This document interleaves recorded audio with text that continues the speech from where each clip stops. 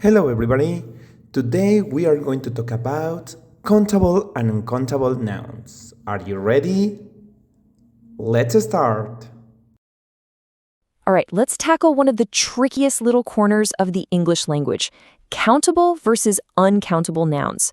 I promise we're going to make this super simple, super clear, and get it all sorted out in just a few minutes. So let's just dive right in with a big question. You've probably noticed this, right? Why is it that you can have 1, 2, 3 apples, but you can't have 1, 2, 3 waters? It feels weird, but there's a really simple reason behind it. And you can see it right here on the screen. 3 apples, 2 books. Yep, sounds totally normal. But the moment you hear 3 waters or 2 informations, your brain just kind of goes, nope, that's not right. There's a rule for this, and once you get it, you'll never unhear it. And that's exactly what we're going to do. We're not just going to point out the problem. I'm going to give you a simple toolkit to get this right every single time. No more guessing. Okay, first up, let's talk about the world of countables. Honestly, these are the easy ones. They're the nouns that pretty much behave exactly how you'd expect them to. So what actually makes a noun countable? It's really simple. They're things you can count as separate, individual items. If you can stick a number in front of it, 1 book, 2 cars, 3 dogs, boom, it's countable. I mean, just look at these. 1 book becomes 2 books. 1 car, 2 cars. They've got a singular form and a plural form, and you usually just have to tack on an S. Easy enough, right? And this brings us to 2 really important rules for countables. When you're talking about just one of them, you use a or an, like an apple. And when you're asking about how many there are, the magic word is many, as in how many books do you have? Okay, let's move on to the tricky ones, the uncountables. Now, this is where things can get a little fuzzy for people, but I promise there's a logic to it all. Uncountable nouns are basically stuff you can't break down into individual units. You see them as a whole, like a single mass or an abstract concept. Think about water or air. You don't count them, you measure them. And a super helpful way to remember these is to group them into families. So you've got your liquids and gases, like water and coffee. Then there's powders and grains, like rice and sugar. You've also got big abstract ideas, like information or happiness. And finally, you have these general categories, like furniture or money. And just like the countables, these guys have their own rules. Rule number 1, you never, ever use a or an. And rule number 2, when you're asking about quantity, your go-to word is much. So you'd ask, how much time do you have, not how many time. And this right here is a fantastic little trick. I call it the many versus much test.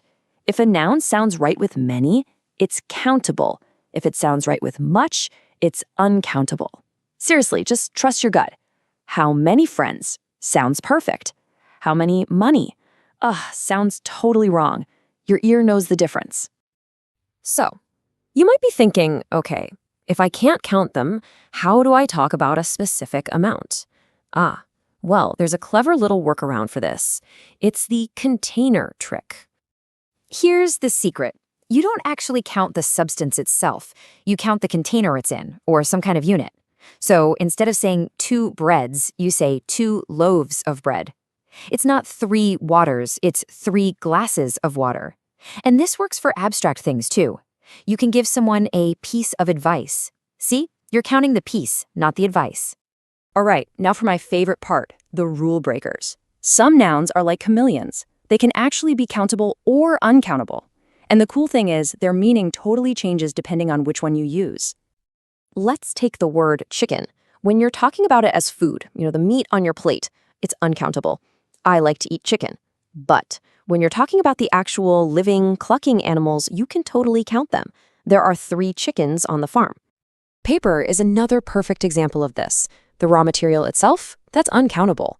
I need some paper to print. But when paper is short for a newspaper, suddenly it becomes countable. I read 3 papers this morning. It's all about the context. And then there's the classic one, time. When we talk about time as this big, abstract concept that's always moving forward, it's uncountable. We don't have much time. But when you're counting specific instances or occasions, it becomes countable. I went to that restaurant 3 times. Okay, I know that was a lot to take in, so let's wrap this all up into a super simple 3-step test you can use anytime, anywhere, when you're just not sure about a noun.